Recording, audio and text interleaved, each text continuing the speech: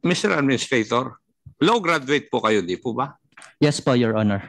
Bakit kayo nagdidepende sa isang accountant na hindi abogado at saka sa COA na hindi rin abogado? Bakit sila po ang pinaniniwalaan po ninyo? Mas maalam po kayo sa batas. Kaya huwag mo sabihin sa akin yon. Ang tanong ko, bakit ka naniniwala doon sa sinasabi ng mga hindi abogado? Bakit? Kasama po siya sa exception po. Anong exception? Ah, Meron po ba kayong pinirmahan na kontrata para or lease contract para magamit po ninyo yung yung lupang pag-aari ng Municipality of Silang? Wala po. Wala. Wala po, Mr. Chair. So wala ka rin rentang binabayaran? Wala po. Wala. Good morning po, Your Honor.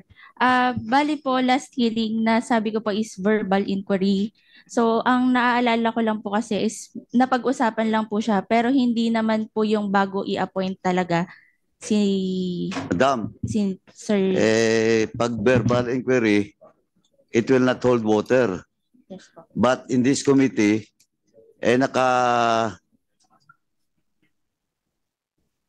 ano yun? Documented yun. Oh. Ba't mo sinabi nung last hearing? As if kasi you're defending the position of the appointment of the back chair as at the same time brother ng mayor.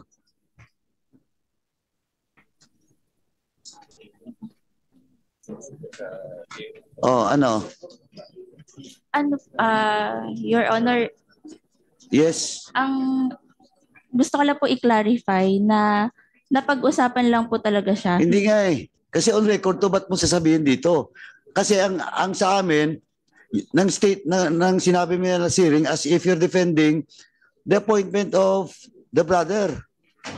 And you're quoting the provincial COA. And that's on record during the time. Ikaw naman, admin, hindi mo naman kinurek yun. Po, Hindi mo naman kinurek na as if it was true. actually po, sinabi lang po sa amin yan nung bago kami masuspend. Oh, di sinabi niya. Apo. O di hindi ka nag-check. Hindi ko naman, hanggang naging back chairman po kasi ako, wala naman pong... And then, tinatanong ko kasi, last hearing, it's on record that your accountant tell this committee na ang advice is coming from the COA province. Yes po. O, narinig mo yun, di ba? Apo. O, as if you're confirming it also, di ba? Hindi ko naman po kino-confirm. No. Kasi kung hindi mo confirm, dapat kinorek mo. Ano po kasi Diba? sariling usapan po nila yon, so hindi naman Hindi po. nga yung sinasabi ko nga, dapat on record sinabi nyo rin that there is no official document with regards to that, with regards to opinion of the COA province. Yes po. Di ba? Apo. As if kasi your accountant is defending you. Ikaw naman, as if na the statement of your COA or your accountant is true and correct. Yes, Your Honor. Oh, ulit I just want to warn you.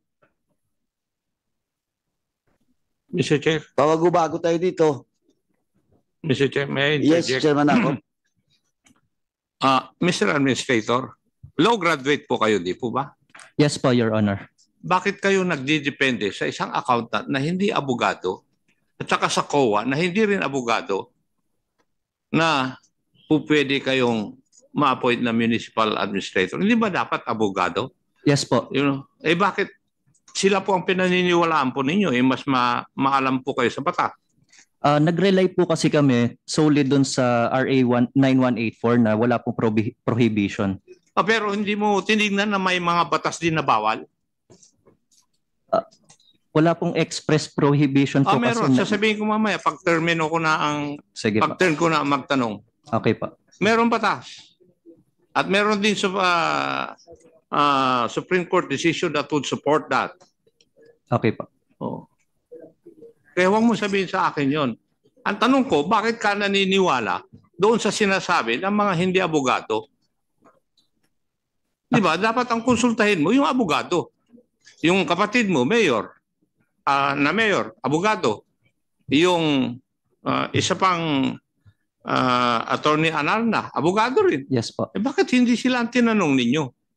Bakit yung hindi abogado ang tinanong ninyo? Di ba? Yes po, Your Honor. Chairman Akop, please proceed. Ikaw na po.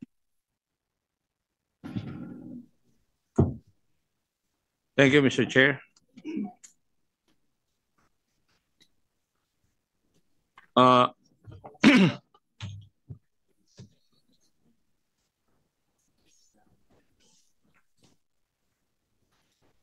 May I ask the mayor or his municipal administrator if he is aware of Presidential Decree number 807? Are you aware of such? Yung specific po. PD Yes, po. 807. Hindi po masyado, Mr. Chair. It provides for the organization of the Civil Service Commission in accordance with provisions of the Constitution, prescribing its powers and functions and for other purposes. Are you both aware of this? Aware po pero hindi po masyado, Mr. Chair. Are you aware of Section 49 of PD 807? If I may have a copy with, can I request? Section 49 of PD 807 deals with nepotism. For your information. Under Section 49, nepotism is defined. Kasi yun ang sabi ng kapatid mo kanina na wala sa procurement law na nagpo-prohibit na pwede mong i-appoint yung kapatid mo bilang municipal administrator. Hindi po ba administrator yung sagot niyo po kanina? Yes po, based on... Yes. Now, under Section 49 of PD 807, and I would like to quote, all appointments in the national, provincial, city, and municipal governments or in any branch or instrumentality thereof, including government-owned or controlled corporations made in favor of a relative of the appointing or recommending authority or of the chief of the bureau or office or of the persons exercising immediate supervision over him are hereby prohibited. As used in this section, the word relative and members of the family referred to are those related within the third degree, either of consanguinity or of affinity. Now, there are exceptions to this provided for by law, and they are: number one, persons employed in a confidential capacity, teachers, physicians, members of the Armed Forces of the Philippines, provided, however, that in each particular instance, full report of such appointment shall be made to the Commission.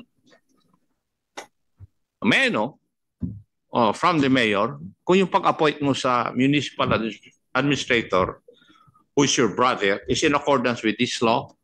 Yes po, dumaan po siya sa SB po. Na-approve po ng CSC po. As municipal Are you administrator. trying to tell me that an approval of the Sangguniang Bayan appointing your brother as the municipal administrator would cure the violation of the law? Are you trying to tell me that? No po, pero po nung pumasa po siya sa Ang SB po. tinatanong ko po ay kung yung ginawa po ninyo is in accordance with Section 49, PD 807. Yes po. Simple lang yung tanong ko. Yes po, in accordance po. Bakit?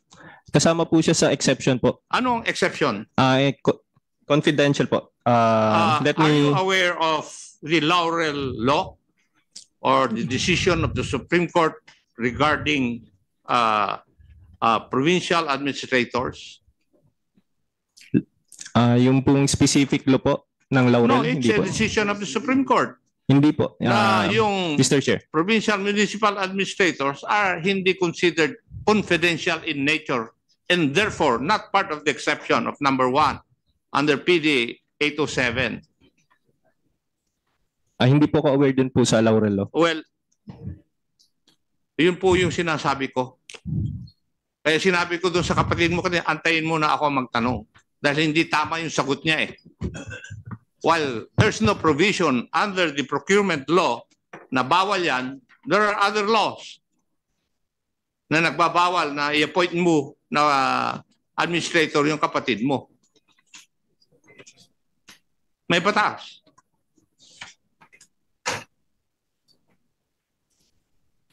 And also, Section 49 of PD 807 was repeated doon sa administrative code ng ating bansa.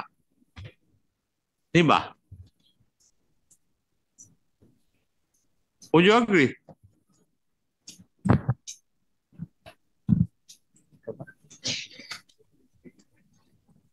Mayor, please reply. Ako po. Mr. Chair, yes po. Yes.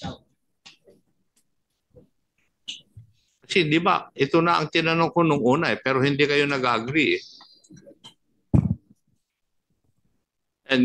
And also, hindi po kayo tumigil sa pag-appoint ng kapatid nyo bilang municipal administrator. In-appoint nyo pa na chairman ng Bids and Awards Committee.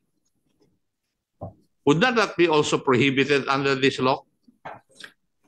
Actually po, Mr. Chair, nagbabase rin lang po kami. Wala po kasing express prohibition na pinapagbawal po. Nasabi rin po ng GPPB po na wala pong express prohibition na pwede pong, bawal pong i-appoint ang municipal administrator as back member po.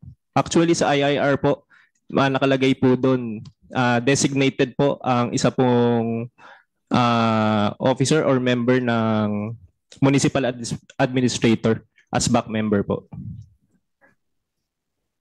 Ganun po yung interpretasyon ninyo. Yes po. Kaya nga siguro kayo nagkakamali. Di po ba? And that is precisely the reason why, number 2, hindi kayo nagkonsulta sa siguro municipal lawyer ninyo kung tama yung ginagawa ninyo. Mr. Chair, dumaan po kasi siya sa SB tsaka po sa CSC. So, pinisyon po talaga namin dahil po approve po siya ng mga government bodies po. Okay lang po yung ano po natin. May I move, Mr. Chair, that the mayor would submit to us the document supporting such na approve ito ng Sangguniang Bayan and approve ng Civil Service Commission. Actually, yung appointment niya. Mr. Chair, if I'm not mistaken, nasubmit po namin. Nasubmit. Last week po. Ang sanggunian, Kasama po, nasubmit na po namin. pati yung sa opinion ng civil service. Yung pong approval ng civil service, yes po. Kasama po. Nasubmit na po namin. I confirm, Mr. Chair.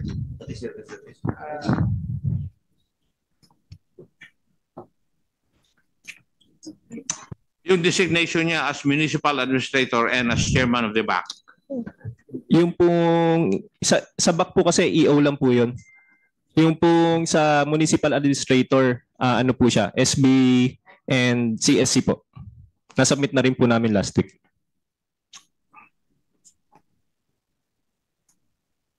Comsec, do we have a representative from the DILG? Mr. Chair, we sent an invitation last week, but unfortunately,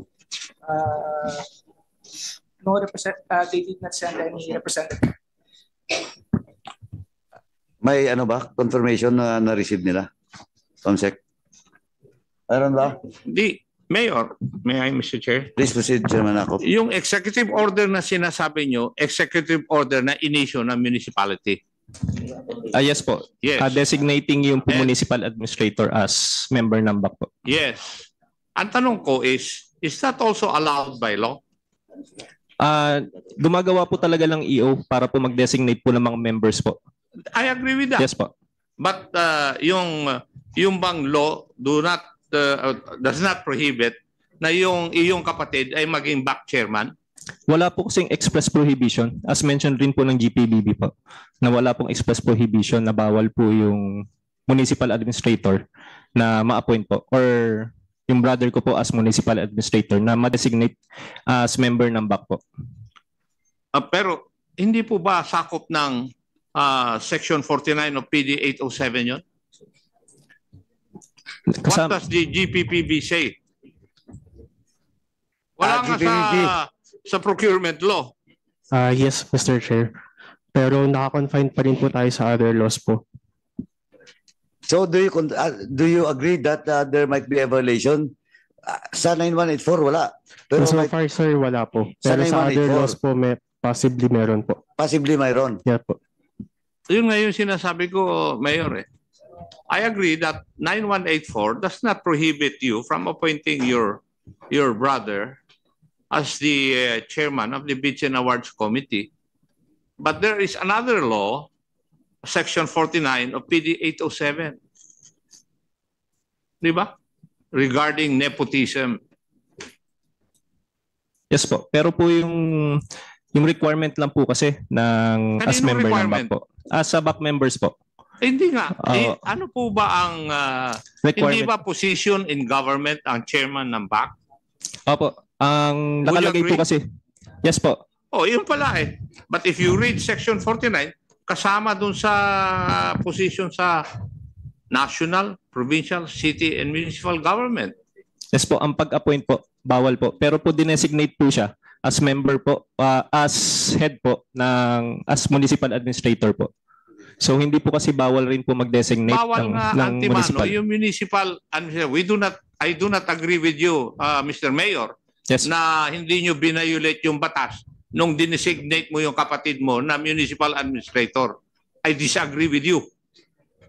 Kasi it's against Section 49 PD 807. Yes po. On Ano na po nepotism. namin. Nagkaroon po kasi kami ng CSC concurrence po, tsaka po SB. Kaya po yun po ang pinapanghawakan po namin. Kaya po na-appoint po as municipal administrator ang aking pong kapatid. Yes. Yes po. Ngayon, bakit nyo in-appoint uli na chairman ng BAC yung kapatid po ninyo? Samantalang sakop pa rin yan ng Section 49 ng PD 807.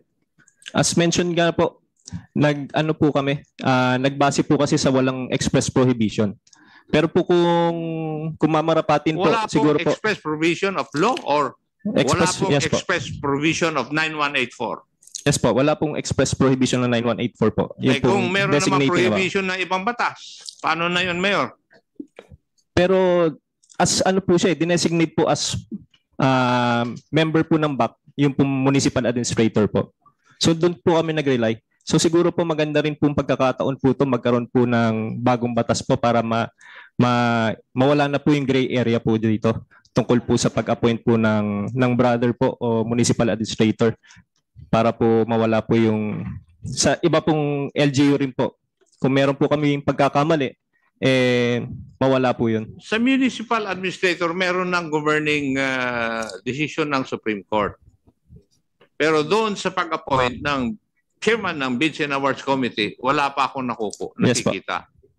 So in other words, dahil sa decision ng Supreme Court na yung position ng municipal administrator is not confidential in nature, dapat hindi siya kasama. Kasi hindi exception to Section 49 807 yan eh. Now, the law also requires na pag ikaw ay maging municipal administrator, may 5 years ka na experience. Pwede ko bang matanong yung municipal administrator kung ano po yung experience niya 5 years before he was appointed as the municipal administrator? Mr. Chair, sa pagkakaalala ko po, pag municipality is 3 years lang po. And nag-work po as director or I manage the company of my parents, MAA Realty. 3 And years. Opo, and nagtrabaho rin po ako sa Sangguniang Palalawigan as legislative staff assistant. Okay. Could you submit documents to support this? Yes po. Submit po namin and yung appointment ko po is na-submit ko na rin po. Ay, ang hinihiling ko po yung document supporting your allegations Okay today po. that you have 3 years experience required by law. Sige po. Kuha po ako ng mga certificate of employment ko. Yeah, thank you. So, tama rin po kayo siguro, Mayor, na dapat magkaroon na ng kaso na para tungkol dito sa posisyon ng chairman ng Bids and Awards Committee. Kasi there's no Supreme Court decision clearing the matter. Now, let's leave that. May I know, Mr. Chair, if Mr. Shall we say, Corban is present? Yes, Mr. Chair. With the indulgence of Chairman Akop, before we proceed with another topic, let me go back to the issue about the claims of Mayor with regards to the CSC opinion. Approval po. CSC approval po. Approval. Now, this was signed by Maria Teresa Poblador, Director 2 of the Civil Service Commission. COMSEC is directed to invite Ms. Maria Teresa Poblador, Director to the next hearing. Noted, Mr. Chair. Kasi we're talking of two issues here. Issue of the appointment with regards to as municipal administrator, in which the document prove that the CEC indeed approve your position, your appointment as municipal administrator. Wala po dito siyempre yung back. Tama. Ito siya municipal administrator. Yes po. And Chairman Akop insisted that there is a law that covers with regards to nepotism. And we want to get the official position also of the CSC with regards to this. No? Yes Para po. po to confirm. Kasi tingin ko may problema din ang CEC dito, Chairman Akop. If indeed they approve the appointment of Mr. Nathaniel Anarna. Anyway, Chairman Akop, please proceed. Nandito po si... Please. Thank you, Mr. Chairman. And before I proceed with Mr. Miranda, Yes, Mr. I would just like to, from the minutes that I have in my possession, may I know if COA is present? Yes po, Mr. Chair. And Yes, in the last hearing, were you present also? Yes po. May I know if you have provided this committee with the details of Attorney Osana's current role and assignment now?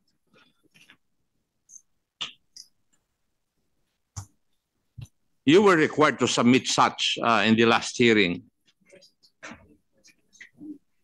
Have you complied with this? Not yet po, Mr. Chair. Why? Yung request lang po last time kung saan po designated si... Kaya nga, you provide this committee with the details of Attorney Osana's current role and assignment. Yes po. Na-submit niyo po ba? As I Yes or no remember, lang po ang sagot nun. Na-submit niyo po ba? hindi po. Pero Ayun. sinabi po namin, Your Honor, na si Attorney Osana is reassigned to DOJ. Eh, yun na nga yung tinatanong. Kung na-submit na ninyo yung details. There's another one required from COA. To submit all documents pertaining to the investigation, including the 5,727 unsubmitted vouchers, AOMs, NODs, and responses from the municipality within the day. Naisubmit nyo rin po ba ito?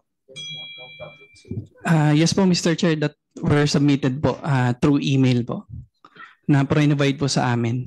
COMSEC? Yes, Mr. Chair, we confirm. Number 3, to submit either in e-copy or hard copy form the detailed schedule of transactions covered by the NOD amounting to 1.3 billion pesos. Yes po, Mr. Chair, included din po siya doon sa compliance namin. Okay. You were also required to submit minutes of the exit conference regarding Silang's budget for 2023. Correct ko lang po, for the exit conference po yun, Mr. Chair. Kasama na din po doon sa email po. Okay. Now, the last one is to provide a figure for the amount of transactions that have been cleared and deemed in order out of the 1.508 billion pesos AOM. Have you? Not yet po, Mr. Chair. Okay, thank you. For Mayor Anarna, you were required to submit all documents regarding fuel requirements, including the memorandum of agreement with Corban, the company of Mr. Edwin Miranda. Mr. Chair, if I correctly remember it, yung pong mismong name ng document, hindi ko po kasi alam po. Pero po kung ano po yung document na napirmahan natin, parang kontrata, if I'm not mistaken, Madam Bak, kontrata ba yung purchase agreement ang sinubmit po namin between municipality and nasubmit na ba natin kasama sa sinubmit? Mr. Chair, kasi po yung suspended po kasi po ako, so hindi po lahat ng documents ay hawak po namin. So kaya po sinabi ko po nung last hearing kung pwede po yung pong nakaupo po ngayon sa back ang siya po magsasubmit. So these documents were not still submitted. Mr. Chair, they are submitted. Submitted, okay. Yes, Mr. Chair. The purchase agreements between the municipality of Silang and the fuel companies. The other requirement from the mayor is for him to submit documentation regarding the approval of the supplemental annual investment plan for the 147 million pesos development fund. Has this been submitted? AIP. Yung AIP po. Sorry Mr. Chair, kasi po wala po talaga sa akin yung mga exact documents na suspend po ko. So nirequest ko po nung last hearing na kung pwede po yung mga acting po ang mag-provide. COMSEC, there's no submission of this? Mr. Chair, we received several resolutions from the municipality, but we're still in the process of checking the contents of these resolutions. But on its face, I think there's a mention of an AIP, Mr. Chair. Thank you. For Acting Mayor Edward Carranza, you were required to provide the committee with the dates of disbursement for the vouchers involved in the 141 cases filed with the Ombudsman. Have you submitted such to the COMSEC? Submitted already, Your Honor, Mr. Chair. COMSEC? We are verifying, Mr. Chair. You were also required to submit all documents regarding fuel requirements, including back resolutions and the memorandum of agreement of the municipality with Corban. Have you submitted such? We have submitted already, Your Honor, Mr. Chair. Okay, thank you. And last but not the least, you were required to submit documentation regarding the approval of the supplemental annual investment plan for the 147 million pesos development fund. Submitted, Your Honor, Mr. Chair. Thank you. Now, for the municipal administrator, Mr. Nathaniel Anarna, to submit all back resolutions regarding fuel requirements. Yes po, parang sa acting nyo rin po ata kasi pa wala na po ako sa munisipyo, so hindi ko po makukuha yung mga resolutions. May I know from the municipality of Silang who can submit this? Sir, back resolutions? Sir, we already submitted, but there was no back resolution. No back resolutions? Yes, sir. No back resolution covering such contract. May I know from Mr. Nathaniel Anarna, wala po ba kayong ginawang back resolutions doon sa mga kwan? As I remember po, meron. Siguro andito po yung back secretariat. Back secretariat, are you present? Yes, Your Honor. Yes, do you have copies of the previous back resolutions? I think 2022 po, meron pong back resolution. We'll provide na lang po, Mr. Chair. 2023? 2023 po, wala po. Wala. 2022 kasi.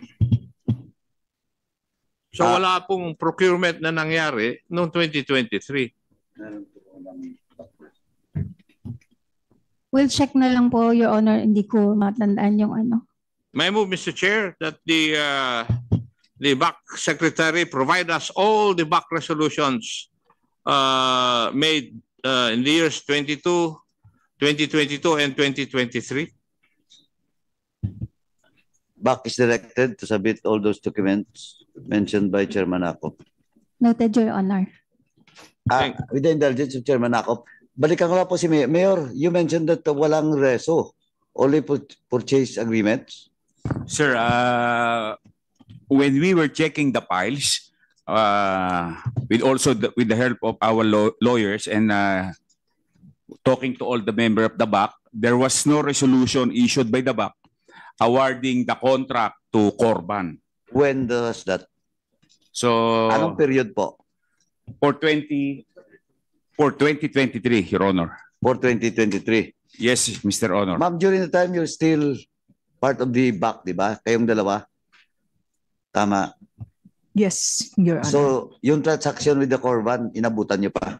Parang hindi ko na humatandaan, Hindi Mr. ma- Chair. Corban, when was the time you start transacting with the municipality of Sila, Cavite? Parang ano po, January 2023. Mga ganun. January 2023. So, inabutan niyo pa, ma'am. Your recollection, hindi niya Hindi ko po ma-recollect, Mr. Chair. hindi mo recollect. Opo. Ma'am, ikaw, hindi mo rin ma-recollect? Hindi rin po, Mr. Chair. So, but Mayor, do you confirm that there is no file of such a back resolution? Since Sir, Janu- Your Honor, we issue a certification that there was no back resolution. And may we also, regarding the entry of Corban, may we also ask our SBS Secretary if the Sangguniang Bayan allowed Corban to use government space with the entry of Corban using government property. Anyway, yung certification, Mayor, na-submit niyo ba sa committee? Submitted, Your Honor. COMSEC is directed to check, no? Gusto ko makita. We are printing. Chairman Ako, please proceed. Thank you. I'll just finish with the administrative requirements in the last hearing. Madam Keisha Veranda, the accountant.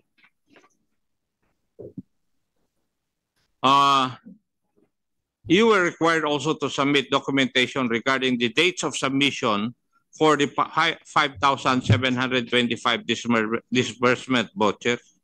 Yes po, Your Honor. Bali po, Nag-submit na po kayo? bali po suspended din po ako, so wala po akong access sa office files. May I know from Acting Mayor Carranza kung sino na po ang acting accountant ngayon? We have Mrs. Dolores Toledo, but at present, she's confined at the hospital suffering from heart problem. And may I know who would be able to submit this requirement? Your Honor, nagtanong naman po yung staff ko kung saan po nakalagay yung mga files. I already endorsed po. So staff ko na lang po magbibigay kay Acting Mayor. Staff ng accountant. Yes, sino staff ng pangalan? Pangalan daw nung staff mo, Iha. Sylvia Malabanan po. Madam Sylvia Malabanan. Kailan ka ba nagbigay ng instruction for her to submit? Kailan po? Bali po, Your Honor, nagtanong lang po yung staff na nagtatanong daw po si Acting Mayor nung mga transmittal ng pinasa kay COA. So akala ko po ay ibibigay na po nila kay Acting Mayor. Mayor, hindi ba natanggap? Your Honor, I think even though Ms. Keisha Veranda is suspended, she can always come to the office regarding documents that was respected by this committee. As of today, no one has approached me regarding the pending submission of those vouchers, Your Honor. Anyway, sino yung pangalan ng staff mo? Sylvia. Sylvia Malabanan po. Sylvia Malabanan. Please advise her to submit all those documents or else papatawag ko siya dito. Okay po. Now, before the next hearing, dapat masubmit na po. Okay po. Thank you.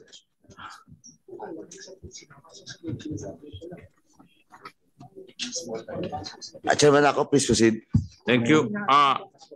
Mr. Miranda, Yes, Mr. Chair. I have here a copy of your sworn statement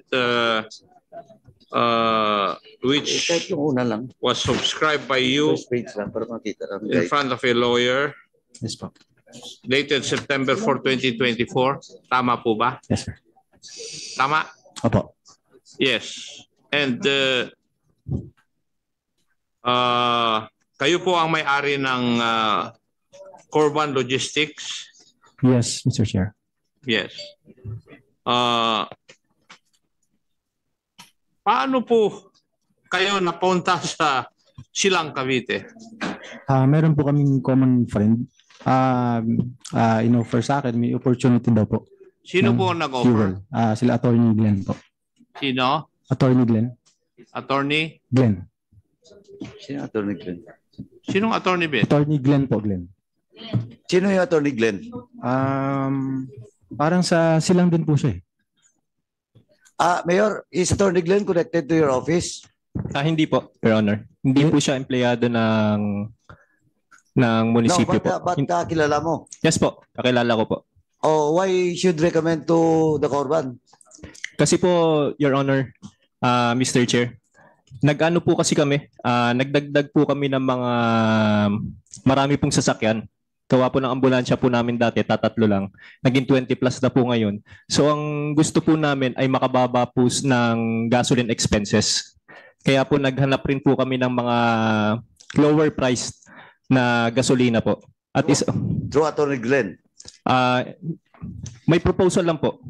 Hindi po kami naghanap po. Mayor. Yes po. Kasi Attorney Glenn is not connected to your office. Yes po, hindi po. Kilala mo siya. Then, Corban is telling this committee na si Attorney Glenn ang nag-recommend. So, what is your relation with Attorney Glenn? Si Attorney Glenn po ay isang fraternity brother po. Fraternity brother? Yes po. Anong business niya? Abogado po. May law office siya? Yes po.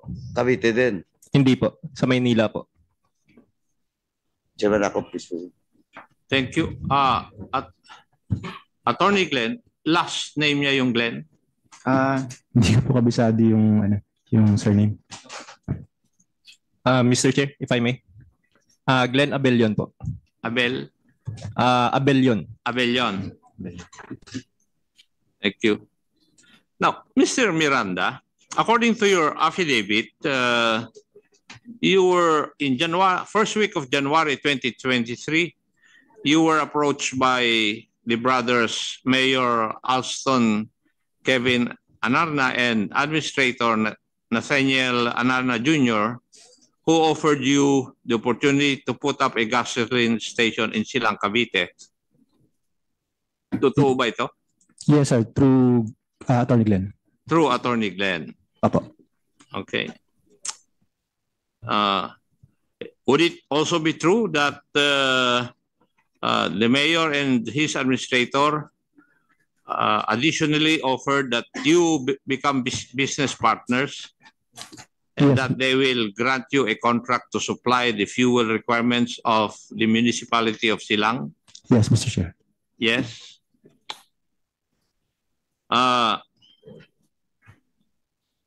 That you were instructed by the brothers Anarna to set up,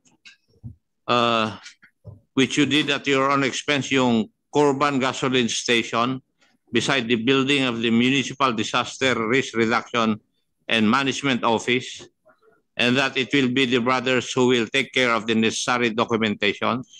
Yes, Mr. Chair. Yes. Okay. On 19 January 23, you were made to sign a purchase agreement to supply the gasoline and other fuel requirements of the municipality for a period of 1 year, 2023, amounting to 30 million pesos, and you have continued to supply the fuel requirements until April of 2024, neither aware of any other contract of the same nature. Yes, Mr. Chair. So, ang pag-supply mo ng gasolina up to April 2024 lang. Yes po. Afterwards, wala na. Natigil na po. Ano? Natigil na po, Mr. Chair. Natigil. Ano nangyayari doon sa gasolinahan na tinayo mo? Doon lang po. Ano lang po siya. Nakatayo lang pero wala nang operation. Okay, thank you.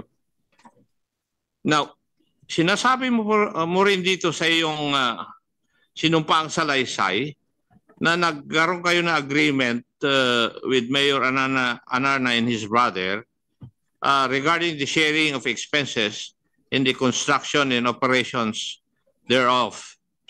Pero mag-isa mo lang na ginastusan yung pag-construct at saka yung operation ng gasolinahan.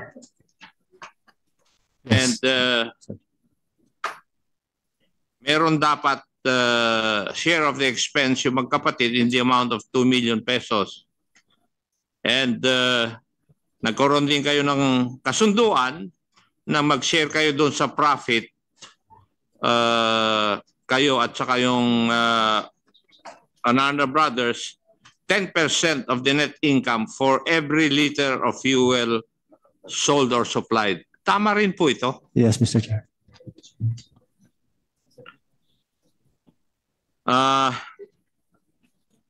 At dito po rin sa salaysay po ninyo, sinusumpaan ninyo na you have not been issued, wala pong na-issue sa inyo notices from the Bids and Awards Committee, nor nag-secure kayo ng business permit from Silang Cavite. Yes, wala po, Mr. Chair. And sinabi po rin ninyo na hindi kayo registered under PhilJeps. Tama rin po ba ito? Wala po akong registration sa PhilJeps. Ha? Yes po, Mr. Chair. Yes. At inattest nyo na you have not issued any document to the municipality in support of the purchase agreement, and that you have not been knowledgeable in government contracts as was your first engagement. Yes, Mr. Chair. Tama po lahat to. Apo. For the year 2024, I did not have any agreement with the municipality, but have continued to supply the fuel requirement under April. Ito po yung sinabi ninyo. Apo. Tama? Tama po. Ito po ang sinumpaan ninyong salaysay. Yes, Mr. Chair. Now, may I ask the mayor and his administrator, totoo po ba lahat itong nandito sa sinumpaang salaysay ni Mr. Edwin Miranda? Mr. Chair, dinedeny po namin na meron po kaming involvement doon po sa kumpanya po. Actually, kaya po siya napili po ay malaki po yung natipid po namin sa gasolina. From 34 million po, ang last year po naging 22 million na lang po yung aming beside pong the point, Mr. Yes, po. Mayor. Ang tinatanong ko lang po kung anong katotohanan nung nasa affidavit ni Mr. Edwin Miranda. Totoo po ba lahat yung sinabi niya? Sa pagdating po ng sosyo po kami, hindi po totoo po yun. So, yun po ang hindi totoo. Yes po. And among other things po, nakalimutan ko na po yung iba po. Sinasabi po niya rito na nag-operate siya na wala siyang business permit from Silang Cavite. Yes po. Wala Yung rin po pong... siyang PhilJeps. Yun po yung... Yes po. Yung pong business permit po kasi, meron po siyang business permit sa main address niya po. Katulad po ng Meralco, wala pong main business permit sa Silang. Maski hindi na po namin. naging executive, alam ko na dapat kayo ang magbigay ng permit ng mga businesses sa iyong nasasakupan. Opo, pero po hindi porket meron siyang business sa ibang lugar, excuse na siya sa pagkukuha ng business permit sa munisipyo po ninyo. I was not born yesterday. Parang anak na lang kita eh. Yes po. Kaya wag mo na akong pagbulahin doon. Hindi ko matatanggap yung argumento mo na yun na porket may business permit siya sa lugar niya, hindi na siya kukuha ng business permit doon sa kanya. kita ng bayan ng Silang yon. Opo. Kaya wag mo akong paglulukuhin. Mr. Chair, if I may po. Isasagutin mo yung tanong ko o ano? Yes po, tukol po dun sa business permit po. Gawa po nag-relive lang po kami sa GPBB Technical Support Office, NPM number 178 of 2015 po. Would that excuse you, Mr. Miranda, from getting a business permit from your municipality? Yes po. Would that? If I may get the exact GPBB NPM 178, papasok ko po. Yun po naging basihan po namin. GPPB, business permit, kontrolado ninyo? No, Mr. Chair. Ako nga, halimbawa may negosyo ako sa amin sa Antipolo, magkakaroon ako negosyo sa Silang Cavite, excuse na ako sa pagkuha ng business permit doon? Ganun po ba ang ibig nyo sabihin? Kasi po nagsusupply lang po, nag-rely lang po kami doon sa GPBB NPM 178. Papasa na lang po namin. Yeah, could you please read that provision para wala marinig po ng ating GPPB representative here? Ito po. Business permit. Ito po, hindi po yung exact po na yung full text. Business permit issued by the Silang LGU is not required provided that there is a valid business permit from the principal place of business. Apo. Ano ang hindi naman provision na batas yan, very specific na Silang eh. Ay ano po, nabanggit ko lang po yung Silang. Pero po yes po, isa-send po namin yung of the law. Yes po, ipoprovide po namin yung pong pinagbasihan po namin ng ano po. Yes. Hindi, wala pa yung batas eh. Yung hinihiling ko eh, yung sinasabi nilang batas. Ano yan, Mayor, binasa mo? Opinion ng GPPB? From where? Yes po. Ano ko lang po yung back kasi sila po nag-process po ng dokumento. Hindi, tama ba pagkarinig ko na GPPB opinion yon? NPM po. Hindi ko lang po sigurado yung NPM kung anong ibig sabihin. Oh, 178-2015. Mr. Chair, nag-i-issue po ang GPPB TSO na non-policy matter on case-to-case basis po. Base po lang sa request or inquiry po ng procuring entity or requesting entity po. Hindi po ibig sabihin na nasa NPM po siya is applicable to all po. It's case-to-case basis po, Mr. Chair. Case-to-case na yun. Yes po. Sabi ko nga po, doon po kami nag-rely po. Ipapasa na lang po namin po yung ano po. Akala ko kasi opinion na nila with regards to your query. Hindi po. Kayo Doon lang po pala, kami nag-rely. interpretation nyo. Yes po. Oh. Chairman ako, please proceed.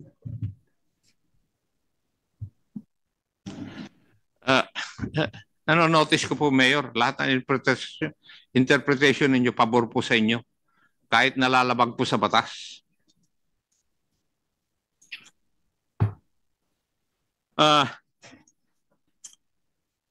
Dalawa po yung pinagkukunan nyo ng petroleum fuel, oil and lubricants, di po ba? Kay Mr. Sa M. Asuncion Gasoline Station at saka kay Corban Logistics Incorporated. Tama po? Yes po. Dalawa po. At noong 2022, from July 1 to December 31, 2022, ang amount ng fuel consumption ninyo na binayaran sa M. Asuncion Gasoline Station was 17 million for 6 months? Yung pong exact na amount po, hindi po ako sigurado. According to the records in my possession, 7,004,000. 6 months. Now, from July 1 to December, that was from July 1 to December 31, 2022. Meron din, binayaran kayo, January 3, 2023, from July 1 to December 31, 2022, kay M. Asuncion din, the same amount. Tama po ba ito? Pwede pong check ko po. Wala po kasi akong nung mismong exact documents. Pero ang alam ko lang po sa noong 2022, if I'm not mistaken po, ang fuel expenses po namin, total po ay 34. Tama. Dalawang 17 eh. Opo, You add 17 plus 17, that's 34. 34 po. Opo. 34. Now, from... so ito po yung tatatlo yung ambulansya ninyo. Yes po. Ito. Tapos, bumili po kayo ng ambulansya from 3 ambulances to 20 ambulances for the municipality of Silang. Yes po. And Nasa control po ba ito ng municipality or i-distribute po ninyo ito sa mga barangay? control po namin. Control lahat. Apo, kami So po it's, nagpo-provide ng gas. It's under the direct control and supervision of the municipality. Anong pong opisina ang humahawak nito? Iba't iba po. Usually MDRMO or yung RH po. Sa ano po yan? Tukol po sa ambulance. Yes. Pero nagdagdag rin po kasi kami ng mga sasakyan po sa mga departments. May additional po kami. Hindi ko lang alam kung ilan yung nabili natin. Ilan ba yung mga nabili nating sasakyan? Yeah. Apo, tsaka po kasi nagdagdag rin po yung province ng mga police patrol na pinoprovide rin po namin. So noong 2023 po dumami po yung mga sasakyan po. No, Mr. Mayor, ang tinatanong ko lang po tungkol sa ambulances pero you are providing me with information that is not part of the your answer supposed to be to my questions. Now, Acting Mayor Carranza, totoo po ba na meron kayong 20 ambulances na ngayon?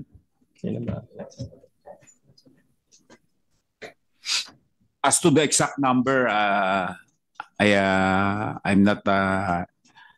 I cannot recall, but from the previous number, it was there was a great increase as to the number of ambulances in Silang. And would you be able to tell me if malapit po doon sa 20 na kagaya ng sinabi ni Mayor Anarla? Yes, Your Honor. Okay. And totoo rin na nadagdagan yung police patrol vehicles ninyo? We have more patrol vehicles than before. Yes, Your Honor. Okay. Thank you. Kasi nung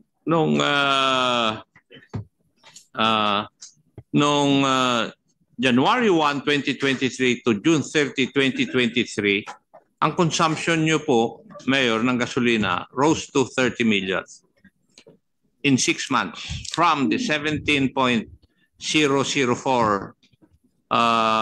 million naging 30 million na in 6 months. Hindi ko po alam yung exact number pero po alam po siguro po ni accountant yung pong exact numbers natin, fuel expenses. Pero po ang pagkakaalam ko po, if I'm not mistaken, yung buong year po namin ay 22 million po. Buong year na po yun. Accountant, alin pong figure ang tama? Sa pagkakatanda ko po ay 22 million for full year 2023, Your Honor. For the year 2023, 22 million. Pero, accountant, meron din po kayong binayaran doon sa Corban Logistics, tama? In the amount of 30 million from January 1, 2023 to December 31, 2023?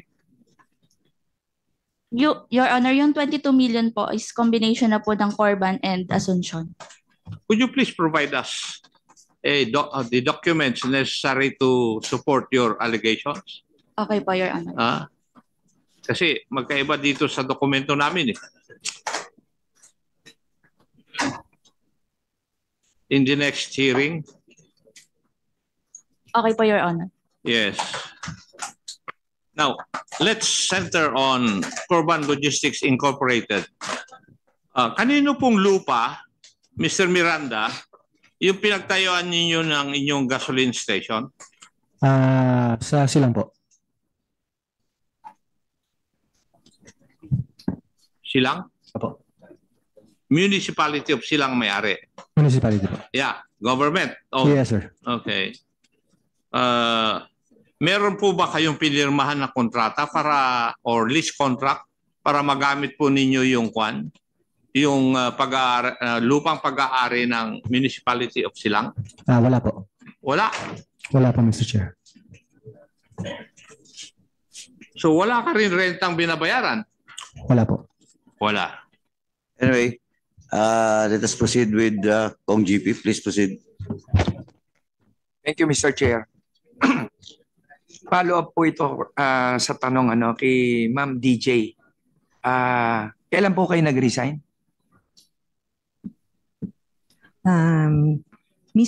Sir, Your Honor, May 31, 2023 po. Nag-retire na po ako. Retire. Yes Kahit hindi pa compulsory. Yes po. Dahil kinabahan na kayo. Parang Yes ganun na or ho no? at saka. Yes po. or no? So, si Ma'am Merlina, sabay kayo, nag-retire din kayo? No, Your Honor. Nauna po ako March 1 po, 2023, Mr. Chair. Same feelings, kaya kayo nag-retire? Yes po, Your Honor. Takot na kayo? Takot? Yes po, Your Honor. Yung dalawang pumalit, nandito na ba? Nandito yung last time kasi, Mr. Chair, tinanong ko yung mga, di ba, yung mga back member. Yung dalawa pong bago na back member, nandito po ba? Taas lang yung kamay kung nandito. Back members, Mayor, sino ba? Mayor, Aranza, sino ba yung pumalit sa dalawang back? Yung pong after po nila, let me check po yung composition, parang kayo na. Yung pumalit kay Ma'am Lynn. Ba't ayaw magtaas ng kamay? Sino po yung sumunod? Kasi hindi po mismo yung budget. Sino po pumalit pa na lang po after ni Ma'am Lynn?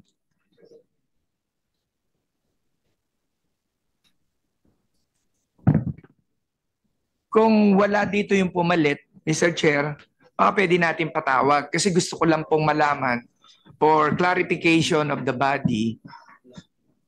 Gusto nating malaman kung baka yung pinagagawa sa kanila ginagawa uli. Diba? Kasi ang nagtataka lang ako, according to Congressman Acop, yung dalawa parehong lawyer, bakit natin inalaw? Di ba? Ba't natin inalaw? Ngayon, syempre, with Mayor, nasa sa iyo yun dahil sayang naman yung pwesto mo. Ito, na-trouble ka. Para maging Mayor ka from board member, malaking bagay yun. Dapat mahal na mahal mo yung trabaho mo. Mahirap maging Mayor. So,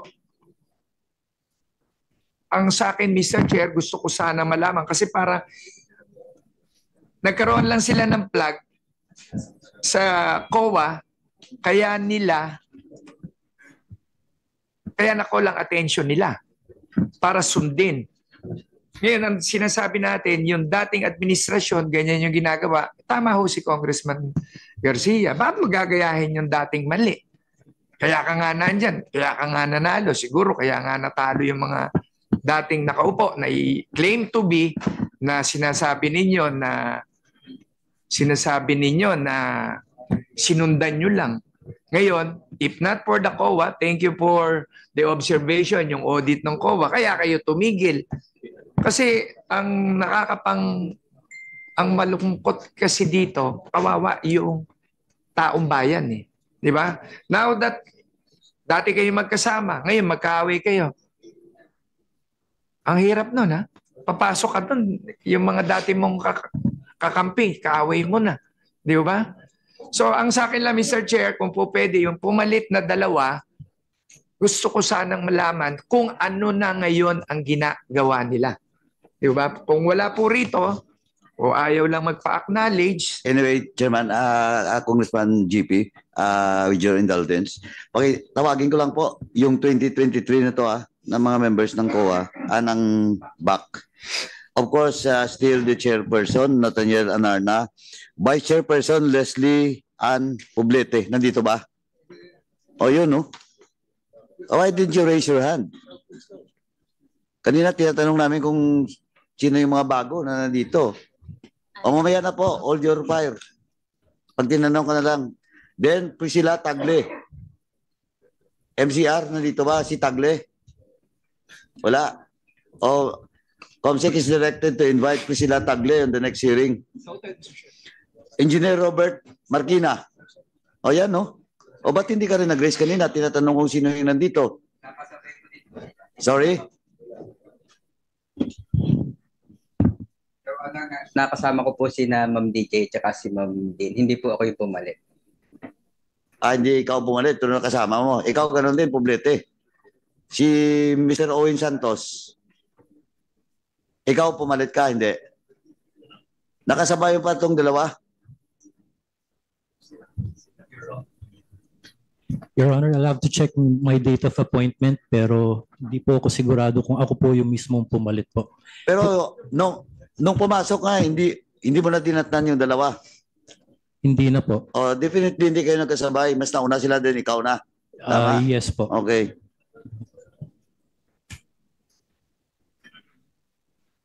The same.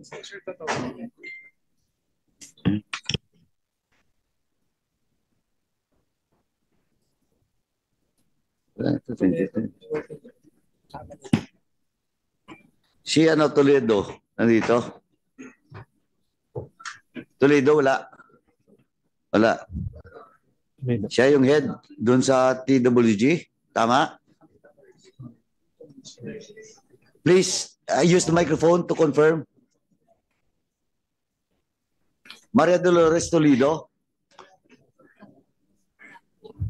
Please, do you confirm? Mr. Chair. Sandali po. Sir Mayor, yes, ma'am. Sa PWD po sila po. Yeah, TWG. Yes, Baka Mayor. po hindi po Maria Dolores Toledo. Ano ni Ma'am Girly? Full name? Maria Dolores rin? Parehas pala po kayo. Sorry po. Maria Dolores Toledo, Supervising Administration Officer, South. Tama.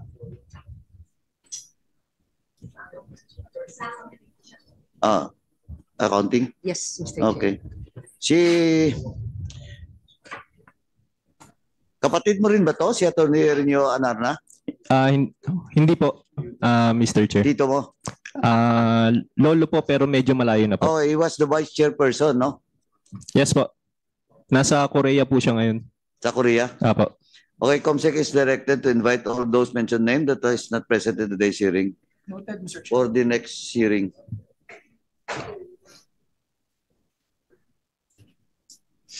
Okay.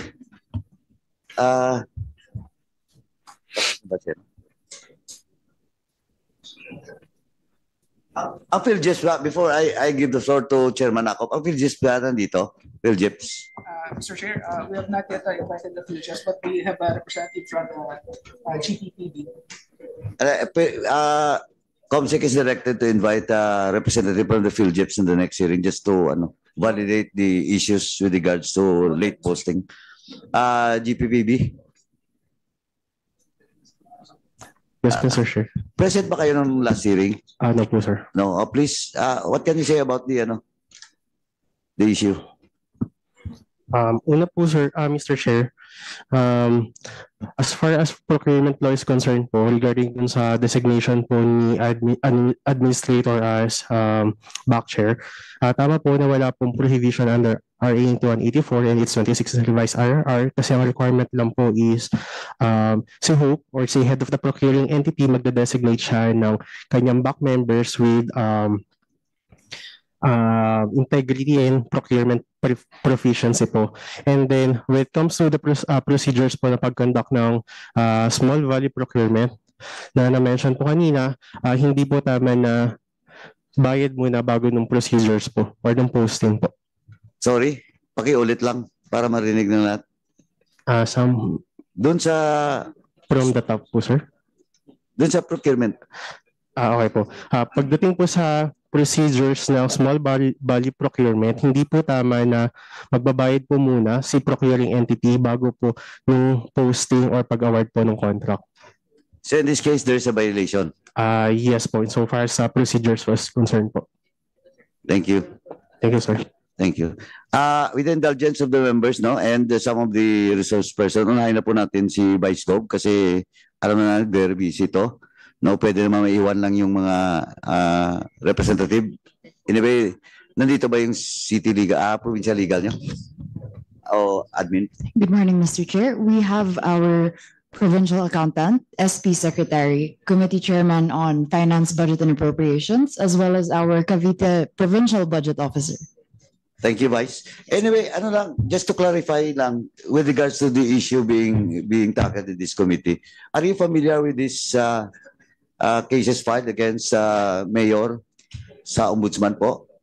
Pati yung mga... Yes, Mr. Chair, pero hindi po siya dumaan sa province. Any administrative cases, wala po. Pero parang dumiretso lang po siya talaga sa ombudsman. So walang existing case or any investigation being conducted by the province as No, of now? Mr. Chair, none.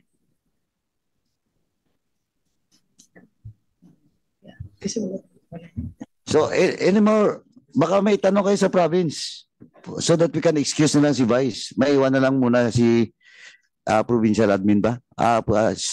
Provincial secretary, SP secretary. Sorry. Wala.